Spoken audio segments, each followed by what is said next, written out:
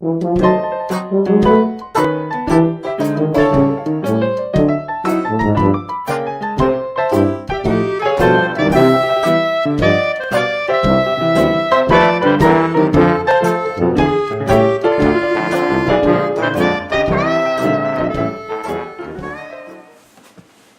and welcome to another story from our Hometown Scrapbook by Ben Weatherwax. Hilker House. Hello there. We have a story tonight that old-timers will recall as one of the highlights of the year 1904. It was a yarn that could only have happened here, and it used the boom towns of the 1890s as its backdrop. It's the story of the McCandless Hotel, later known as the Hilker House, and until 10 years ago, a Hoquiam hostelry. It's the story of how it came to be in Hoquiam, and one of the adventures it had in getting there. So I suppose if you need a title for our yarn, it might be The Travel of an Acosta Hotel. Now, back in those boomtown days, there was much promoting of new territories. I think we've talked about that, all those, and left very little unsaid. However, one ill-starred town site would blow up, and the boom settlers would move out, leaving behind empty buildings and silent industries. The owners of the structures would try to recover on their property. That was only natural. They would seek some method of converting what they had to some other use. Way back in the early days of Cosmopolis, first stirrings, this was done when Charlie Stevens converted his failing grist mill into a sawmill and stopped grinding wheat to begin cutting lumber. It happened in different ways when Dr. Paul Smits picked up the old Nims mansion in Cosmopolis, loaded it onto a scow, and moved it over to Aberdeen to become his Heron Street residence. It was not at all uncommon during those days, after the harbor had finally settled down, to see buildings moving from one side of the harbor to the other as their owners or purchasers changed their locations. And that has something to do with the McCandless Hotel, which did more than its share of traveling, as we'll see in a moment. But first, here's Dick Crombie with his customary few words from our sponsor. Now, back in the boom days of Acosta, the McCandless Hotel was the town's leading hostelry, and in an early transaction it passed from the hands of its builder, the McCandless family, to Miss Molly Swift, a courageous and industrious young woman who was determined to make her stake in this new and growing part of the Wild West. And for a number of years, Molly Swift managed her hotel with clear determination, though with a gradually dwindling clientele. As the bright light that was Acosta's promise slowly faded and went out, Molly's guests became fewer and fewer, and at times there would be only one drummer in the house. And Elmira Eves, the perpetual roomer, and August Hilker, the clerk. That would have been in 1904, when the dream of the city on the south side of Grays Harbor had faded to a nightmare for those who had invested in it, and they were seeking ways to recover their investment. We called Molly determined. If more evidence is required than her willingness to take on the management of a full-sized hotel of 52 rooms, then her decision to move the hotel to some other city should clinch this point, and this she did. Acosta had dropped and wilted. Old Charlie Coughlin still had his barber shop down on Ocean Avenue, and Boaloo and Anderson operated their general merchandise store and post office. F.G. Deming managed to keep his general merchandise establishment open, and Chris Flowers still shoved a few drinks across a bar in his saloon. But the hotel business was pretty thin. And what was to be had, they had to share with Clyde Cleveland's hotel down the street. So Molly held a conference of war with August Hilker. They sat down and talked it over. The hotel could be moved, August assured her. It could be barged across to Hoquiam or Aberdeen and set down on a street in one of these towns and begin life over again. It wouldn't be too expensive. And she would have a hotel, a business, and some salvage out of her investment. Molly decided to invest in her future. She got prices on moving with the local barging firm and found it not unreasonable. But then there was the matter of where to move it. It didn't take her long to decide that there were only 2 towns that had much of a future on the harbor, and that she must select between Aberdeen and Hoquiam. After pricing lots and investigating the hotel situation in both cities, she decided on Hoquiam. To be more exact, she decided on East Hoquiam, and specifically on the northwest corner of Ontario Street and Pacific Avenue. She acquired a lot large enough to take her 3-story hotel, and then began plans to move it.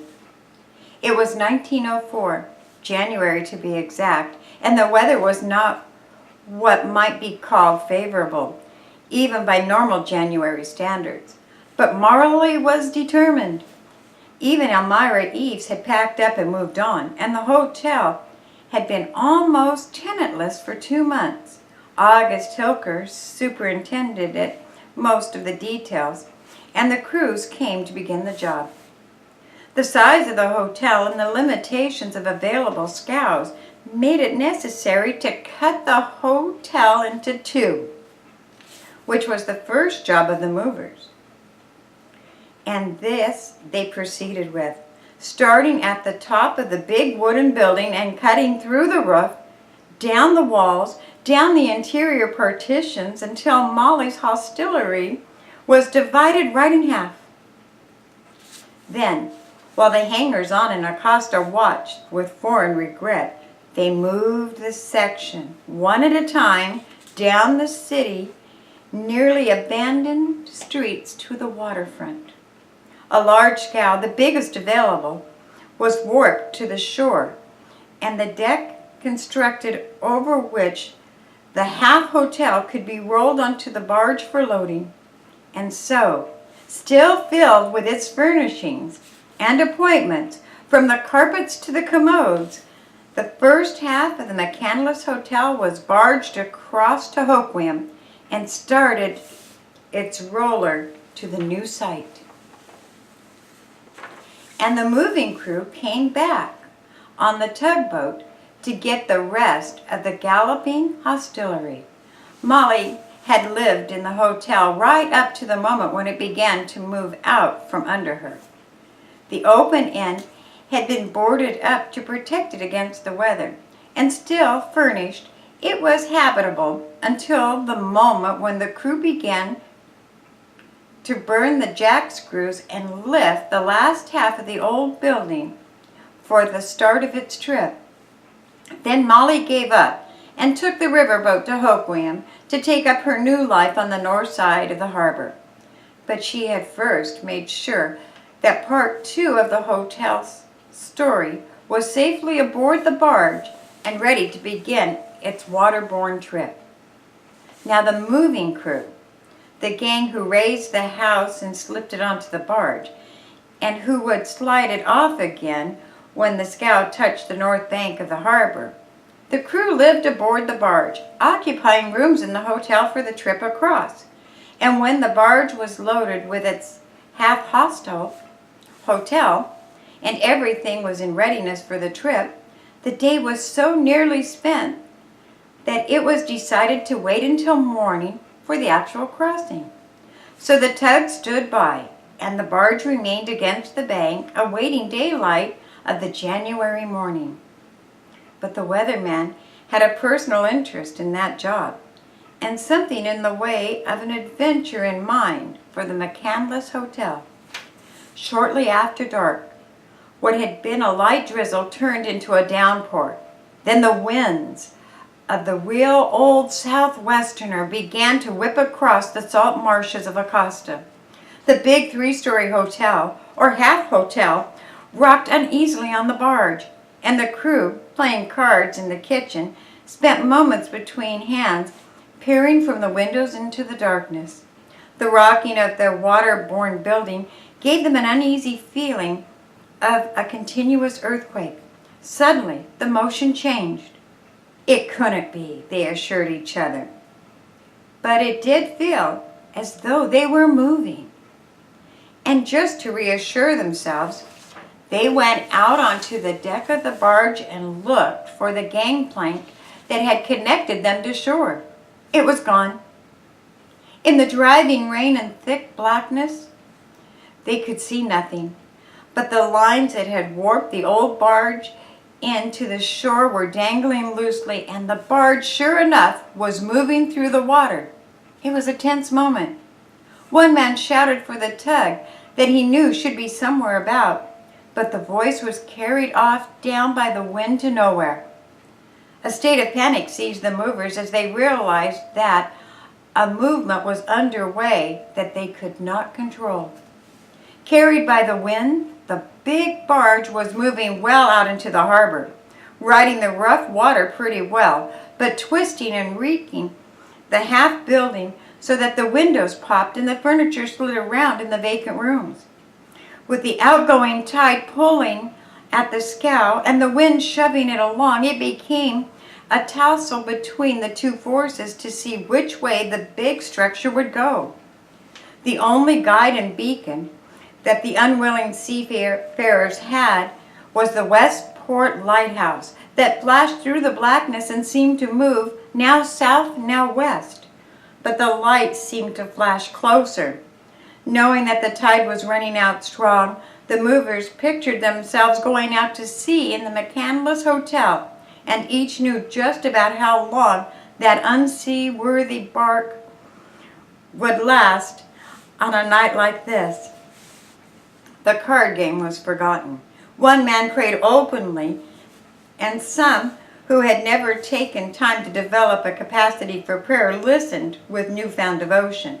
From time to time, as the floating hotel lurched and rumbled and crashes upstairs happened, would tell the furniture scooting across the floor and thumping against the wall.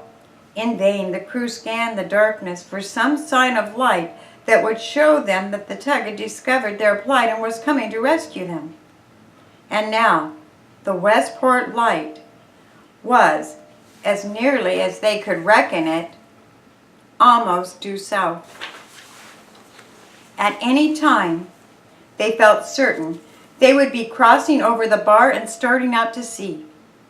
But the light never seemed to swing around to the east of them, and hoping against hope, they made the round to the hotel to check the underpinnings and bracings.